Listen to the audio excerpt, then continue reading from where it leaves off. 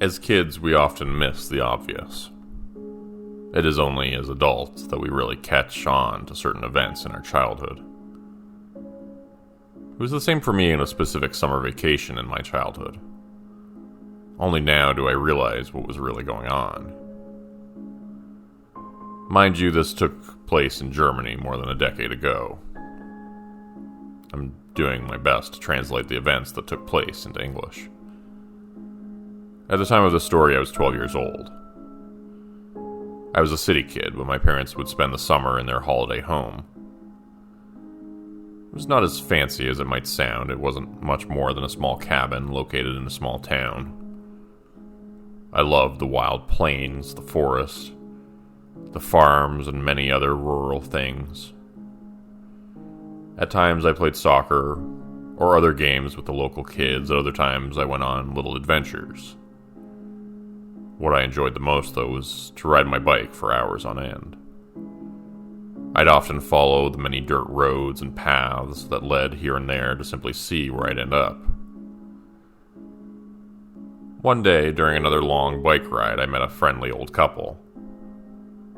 They seemed to be hiking along the dirt road into my direction. As soon as the old woman noticed me, she gave me a warm greeting.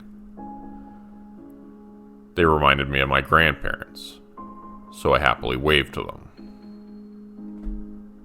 As soon as I had passed them and was going to ride on, the old woman called out to me. "Oh my, you can't go any further, little boy," she started. "You'll end up in the swamps. Better turn around now." I looked ahead and could really see the dirt road start to soon become muddy. So I nodded towards the old lady and thanked her for the warning. I turned my bike around, drove back towards them, and soon enough ended up talking with them for a bit. They'd been hiking and berry picking in the forest nearby, and were on their way back home. Their house was out here, near the edge of the forest, just a bit ahead. They said they preferred it out here, away from the bustle of the town. When they asked me about myself, I told them, too, where I was from, and that I was only here on vacation for some weeks. It wasn't long before we arrived at a big house nested perfectly into the trees that made up the edge of the forest. As we continued on, the old lady asked me if I'd come with them and if I might want something to drink or a snack. I thanked her, but shook my head. It was getting late and the sun would be setting soon. If I was late again, I'd be in trouble with my mom. When I got home, my parents already were waiting for me to get dinner ready. I don't really know why, but I never told them about the old couple I met, or I simply forgot to mention it to them. It was only a few days later that I found myself on the same dirt road as before. I hesitated for a moment, but then thought I might as well pay them a visit. As I approached the house, I saw that they were sitting outside in a Hollywood swing in front of the house. I waved and greeted them. As soon as she recognized me, the old lady seemed to be truly happy to see me, and got up and walked towards me. "Oh my, guess who's come back, Herbert?" she exclaimed to her husband, who hadn't moved from the swing. "Huh, what brings you back here to visit us old folks?" he asked me, laughing. I was a little shy as a kid, and they both spoke to me as openly as I could. I was a little shy as a kid, and they both spoken to me so openly I couldn't help but cast my eyes down and answer in a quiet voice that I was nearby and thought it was the proper thing to say hello. "Oh, now, well, aren't you a well-mannered young boy?" the old lady said, giving me a bright smile. "Now then, you want to sit down for a bit, boy?" Herbert asked me and motioned towards the now empty swing. After leaning my bike against a tree, I went over and sat down next to him. His wife, who I found was named Elsa, watched us for a bit, but then, nodding and smiling, happily went inside the house. It wasn't long before my small talk with Herbert turned to birds and forest animals. It had been a lifelong interest of his ever since he was a little boy. After some time, he asked me if I'd ever seen any forest animals for real, like a badger, a deer, or a fox, or even just a rabbit. I guess he remembered I was from the city. I told him that I had, but only from afar in one of the animal parks. Herbert laughed and said I was in for a treat. And with that, he got up and motioned for me to come along. He led me into the house, up the stairs, and opened the big door at the top, heading into a room. I stepped inside, and my eyes grew wide. The room was filled with all sorts of forest animals and birds, and for a moment I cringed back, but soon noticed that none of them were moving. Herbert explained that I needn't be afraid. They were all stuffed, or better, preserved animals. In his younger years, he had earned a living by doing this sort of thing. He had been a taxidermist. I remember that it felt a little weird to stay in the room, surrounded by all these dead animals. Herbert let me look around for a moment and then started to tell me a bit about each one of the different animals. And soon enough, my uneasiness at their sight vanished as I listened to his explanations. We'd gone through almost all the animals when the old man and I heard Elsa call out from downstairs. I could see Herbert's expression change and grow dark for a moment. Well, better look and see what you did this time. Shouldn't take too long. With that, he went out the door. I looked around some more and here and there touched the preserved animals in their fur, if only to make sure that they weren't truly alive. Most imposing of all animals was a male deer with a huge pair of antlers on its head. At first I only stared at the imposing animal, but soon I reached out for the antlers. It wasn't long before Herbert came back and saw me near the deer and told me about this specific animal. Looking back, I think that old Herbert was truly happy that I was interested in his preserved animals. In time, though, he led me back out of the room and outside, telling me with a laugh that we'd spent so much time up in the animal room and it was already getting late. I said goodbye to Herbert, and after waving to Elsa, I was on my way back home. That night it took me a long time to fall asleep. My thoughts and dreams revolved around all the forest animals Herbert had shown me and told me about. The next day, right after lunch, I went out there with my bike and drove straight over to their house again. As I arrived, it was only Elsa who was there. She was sitting on the swing and busying herself with a bouquet of flowers, and her face lit up almost instantly when she saw me and waved me over. She told me Herbert wasn't around, that he'd gone on one of his solitary walks through the forest. And after listening to her for a bit, I asked her shyly if I could see the preserved animals again. "Of course you can, dear little boy," she answered and grabbed my hand and let me inside. I felt weird holding hands with her, but again I was too shy to say anything. As she led me up the stairs into the room, she babbled on endlessly. And even after we entered the room, she kept talking about herself and how happy she was that I was back. Finally, she asked me if I wanted to see something else. Without even waiting for an answer, she happily told me that it was the playroom of their kids, and that I was sure that I was... Without even waiting for an answer, she happily told me that it was the old playroom for their kids, and that I was sure to enjoy it. A little annoyed, but also a little curious, I followed her. And what Elsa led me to was a room that was almost as big as Herbert's animal room. Elsa was right, a playroom it was. There were toys everywhere, and I was taken aback by their sheer number. The room was filled to the brim with wooden blocks, puppets, dolls, teddy bears, toy cars, and trains, and much, much more.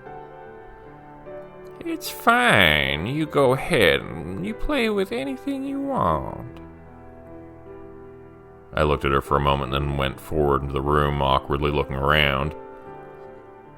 I was already 12 years old, and most of the toys here seemed to be for younger kids. But I couldn't bring myself to say anything to Elsie. As I walked further into the room, she told me she'd be back in a little while, and I should just enjoy myself. Soon after Elsa was gone, I left the playroom too. It was just boring, I thought. As I walked back in the direction of the animal room, I saw one of the other doors in the hallway was slightly ajar. First, I only peeked inside, but didn't see anything, since it was almost pitch black in the room. A quick glance around showed me that I was alone, so I opened the door a little more. I was finally able to see that the room was filled with a variety of cribs and beds. The only window of the room was covered by a big black curtain. I had never seen anyone else here, but I remembered Elsa talking about kids before, so I thought it was just an old nursery.